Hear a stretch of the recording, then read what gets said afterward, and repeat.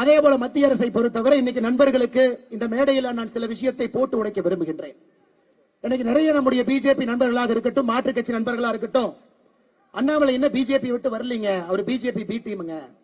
அவர் டெல்லி எப்படி போனார் பாத்தீங்களா? ஜம்முன்னு போனார், 4 நாள் ரிசைன் பண்றார். அமித்ஷாவை பார்த்தார், எல்லாத்தையும் பார்த்தார், ஆனா சண்டையே போடலையே. சண்டை போட்டா தானே அவர் பிஜேபிக்கு எதிரி, சண்டையே போடலையே. அவர் மரியாதை நிமித்தமாக எல்லாத்தையும் பார்த்துட்டு, ஐயா உங்க வேலையில் நீங்க போங்க, என் வேலையில் நான் போறேன், எனக்கு ஒரு புது விதமான அரசியல் எண்ணம் இருக்கு, இதுல செஞ்சுக்கிறேன். அதுவும் போய் தான் அமித்ஷா அண்ணாமலையோட காதுல ஏதோ சொல்லி தமிழ்நாட்டுக்கு அனுப்பிச்சிருக்காரு. அது அண்ணாமலை பக்காவாக தமிழ்நாட்டில் வந்து செய்வதற்காக பிஜேபி பிளீன்டின். ஆமா உண்மைதான். அமித்ஷா என் காதுல ஒரு விஷயத்தை சொன்னார், இத்தனை காலமாக சொல்லல, இந்த மேடையில சொல்றேன். அமித்ஷா அவர்கள் என்னை டெல்லிக்கு வர சொன்னாரு, டெல்லியில பொறுப்பெடுக்க சொன்னார். 3 ஆண்டுகளுக்கு மேல டெல்லியில் வந்து இருக்க வேண்டும் என்று சொன்ன பொழுது நமக்கு அது ஒத்து வராதுங்க ஐயா, நான் தமிழ்நாட்டில் இருந்துக்கிறேன், நமக்கு அது வேண்டாங்க ஐயா, நான் இங்கேயே சின்னமா பாவமா இங்கேயே மக்கள் சேவை பண்ணிக்கிட்டு நம்முடைய நண்பர்களோடு சகோதர சகோதரர்களோடு இங்கேயே இருந்துக்கிறேன்.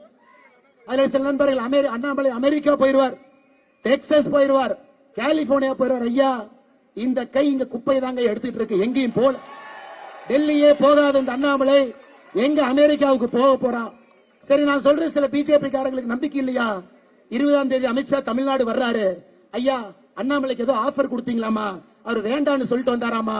என்ன ஆஃபர் கொடுப்பீங்கன்னு அமித்ஷாவை கேளு. எப்பொழுதுமே அரசியலை பொறுத்தவரை ஒரு பிரின்சிபலோடு மட்டும்தான் நான் அரசியலை செய்திருக்கின்றேன். இங்கே பாரதிய ஜனதா கட்சியினுடைய மாநில தலைவராக இருந்த பொழுது தமிழ்நாட்டுக்கு எதிராக கர்நாடகாவில் மேகதாது அணை கட்டுகின்றார்கள் என்று தெரிந்து அங்கே ஆளுங்கட்சியாக இருந்த பாரதிய ஜனதா கட்சிக்கு எதிராக தமிழ்நாட்டில் பாரதிய ஜனதா கட்சி போராடியதை நான் சுட்டிக்காட்ட விரும்புகின்றேன். இன்னைக்கு தலைவர்கள் டெல்லியில் அழைத்தது நிஜம்.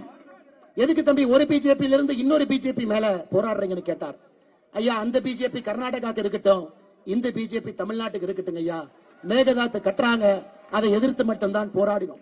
ஒரு கட்சியில் இருந்த பொழுதும் சரி, கட்சியில் இல்லாத பொழுதும் சரி, எப்பொழுதும் தமிழினத்திற்காக மட்டும்தான் நாங்கள் நின்று இருக்கின்றோம், நிற்போம், மாற்றத்திற்காக உங்களோடு எப்பொழுதும் இருப்போம் என்று இந்த மேடையில சொல்வது என்னுடைய கடமையா இருக்கு. நானும் பேச வேண்டாம்னு பாக்குறேங்க ஐயா, அதிகமா பேச வச்சிட வேண்டாம். 73 நாள் தான் ஆகுது, நிறைய விஷயங்கள் பேச வேண்டாம் என்று பார்க்கின்றேன். பொறுப்பாக நம்முடைய சமுதாய பணியை மட்டும் செய்வோம். இந்த வயசுல பேக் டோர்ல போய் பவர்ல உட்கார்ந்து அந்த பவர்னுடைய சுவையை அனுபவிப்பது மகா பாவம், மகா தவறு. நமக்கு இது வேண்டாம். மக்களோடு இருந்து நேர்மையாக பணி செய்து மக்களால் தேர்ந்தெடுக்கப்பட்டு தமிழகத்தில் ஒரு ஆட்சி மாற்றத்திற்காக வீதிலிட அமைப்பு இருக்கும் என்கின்ற உத்தரவாதத்தையும் இந்த நேரத்தில் சொல்வது என்னுடைய கடமையாக நான் கருதுகின்றேன். இதெல்லாம் வெளியே சொல்ல வேண்டாம் தான் நினைச்சேங்க. ஒரு ரூமுக்குள்ள பேசுற 4 வார்த்தை எப்பவுமே ரூமுக்குள்ளதான் இருக்கணும்னு நினைக்கிறாள், அது வெளியே சொல்லக்கூடாது என்று நினைக்கின்றேன். அதனால இப்பவாச்சு கொஞ்சமாச்சு உங்க வேலையை பார்த்துட்டு இந்த அட்ஜஸ்ட்மெண்ட் பாலிடிக்ஸ் எல்லாம் விட்டுட்டு மக்களுக்காக கீழே வந்து கொஞ்சமாச்சு பணி செய்யுங்க எதிர்கட்சி நண்பர்களே, அருமை சொந்தங்களே. அது மட்டுமல்ல, இன்றும் இன்னைக்கும் வீதிலிட அமைப்பும் கர்நாடகாவில் மேகதாத்து அணையை கட்டுவதை நாம் எதிர்க்கின்றோம். இது அரசியலுக்காக கைத்தட்டலுக்காக நாம் சொல்வதல்லைங்க ஐயா. பெங்களூர்ல குடிநீர் பிரச்சனை இருக்கா? இருக்கு. பெங்களூர்ல தமிழர்கள் இருக்கிறாங்களா?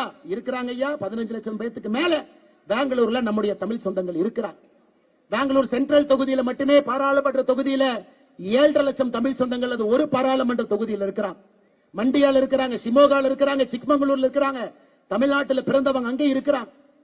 ஆக்கப்பூர்வமாக சண்டை போட்டு பார்டருக்கு போய் பிரச்சனையை பண்ணி கேட்டை இழுத்து மூடி 2 பஸ்ஸை உடைச்சு வீதியில சமயத்தில் 2 பச்சை துண்டை போட்டுட்டு போய் நாம செஞ்சுட்டா தமிழ்நாட்டுக்காக இருக்கிறோம். அது நமக்கு வேண்டாங்க. மேகதாத்தை எதிர்க்கின்றோம் என்று சொன்னால் மத்திய அரசை நம்புகின்றோம். 2 மாநிலத்துக்கு பிரச்சனை வரும் பொழுது ஒரு அணை கட்ட வேண்டும் என்று ஒரு மாநிலம் முடிவு செய்யும் பொழுது அந்த லோப்பர் ரைபேரியன் ஸ்டேட்டாக கீழே தண்ணி வரக்கூடிய மாநிலங்கள் அதை எதிர்த்தால் அந்த அணையை கட்டுவதற்கு அந்த மாநிலத்திற்கு உரிமை இல்லை. ஆனா துரதிர்ஷ்டவசமாக 2021-22 கட்ட முடியாது என்று சொன்ன மத்திய அரசு இன்னை கர்நாடகா கட்டுவதற்கு பிரச்சனை இல்லை என்று சொல்வது உண்மையாலுமே நம்முடைய நெஞ்சு வலிக்குதுங்க ஐயா. மோடி அவர்களை பொறுத்தவரை இன்னும் நான் நம்புகின்றேன், நேர்மையான ஒரு மனிதர், தவறு செய்யாத ஒரு மனிதர். அதனால 2 மாநிலத்துக்கு இடையே வரக்கூடிய பிரச்சனைகளை யோசிச்சு முதலமைச்சர்களை அமர வைத்து தீர்வு கொடுக்கணும். இன்னைக்கும் கர்நாடகாவில் நிறைய பேர் சொல்றாங்க ஐயா நம்ம கிட்ட டிஜி ரிசர்வாயர் இருக்கு, திப்பனகொண்டகத்தா ரிசர்வாயர் இருக்குது, பெங்களூர்ல இருந்து 20 கிலோமீட்டர் 2.2 டிஎம்சி இருக்கு. அந்த தண்ணியை பெங்களூர் யூஸ் பண்ணா தண்ணி பிரச்சனையே வராதுங்க ஐயா. எதுக்கு மேகதாத்துல அணை கட்டணும்? மஞ்சனபல்லே டேம் இருக்குதுங்க ஐயா பெங்களூர் பக்கத்துல. மத்திய அரசு நிதி கொடுங்க, 500 கோடி கொடுங்க, 600 கோடி கொடுங்க, புதுப்பீங்க. ஏற்கனவே காவிரியில் வரக்கூடிய தண்ணியில எங்க தேங்குதோ இந்த 2 டேமையும் புதுப்பீங்க. பெங்களூர் மக்களுக்கும் அது வரப்பிரசாதமாக இருக்கட்டும். இதுதாங்க நம்ம அரசியல். நாம இந்த பஸ்ஸை உடைக்கிறது, பச்சை தொண்டு போட்டு போய் பார்டரில் இழுத்து மூடுறது நமக்கு இது வேண்டாங்க ஐயா. நாம் இன்னைக்கு சொல்வதெல்லாம் அண்ணன் தம்பிகளாக, சகோதர சகோதரிகளாக இருக்கும் பொழுது மத்திய அரசு தலையிட்டு நேர்மையான நாணயமான ஒரு தீர்வை கொடுங்க. பெங்களூரு மக்களுக்கும் தண்ணி பிரச்சனையை உறுதி செய்து கொடுங்க. ஏற்கனவே காவிரியில தண்ணி வரல, தயவு செய்து இன்னொரு அணையை 9,000 கோடி ரூபாய்க்கு கட்டி அந்த மேகதாத் அணை எங்க இருக்கு? இன்னைக்கு கர்நாடகால முதலமைச்சராக இருக்கக்கூடிய DK சிவகுமார் அவருடைய சொந்த தொகுதியில மேகதாத்து இருக்குது என்பதையும் நீங்கள் புரிந்து கொள்ள வேண்டும் அருமை சொந்தங்களே. அதற்கு மேல அரசியல் பேச விரும்பல. இதுதான் நம்முடைய நிலைப்பாடு.